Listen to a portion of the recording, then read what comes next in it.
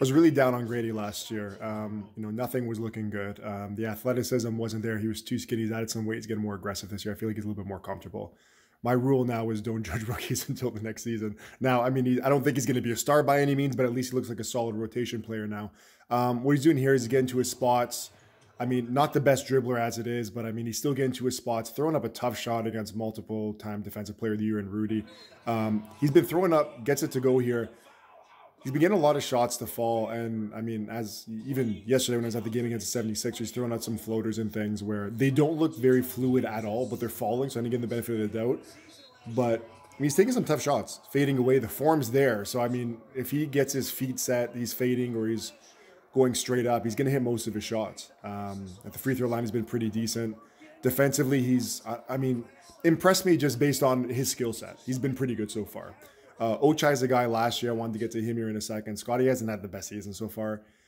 He's really struggling without Quickly and RJ there to kind of give him some, I mean, options because the Raptors don't have too much offense as it's going right now.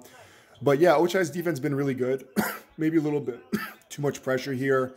But, I mean, you fall asleep for a second. And McDaniels, I mean, you're going to, this shot here you'll live with all day. He's not going to hit too many of these. This is what I want to talk about here. So just like the lack of intensity, I guess let's call it that. Like Pirtle inbounds the ball, falling asleep. Very lucky that Davion saves that. And, I mean, we remember what Pirtle said at the beginning of the year, this team's not going to win a championship. We know that. Everybody knows that. You don't see that too often from NBA players pretty much throwing in the towel from game one. Game one, they were embarrassing. There was no competition. They showed nothing in that game. They kind of rolled over and died. Nick Nurse came back last game, so it was a little bit better. And, I mean, Philly's missing half their roster. But getting back to Gradey here, I mean, like, these are the plays I'm talking about. Matty D's loving it.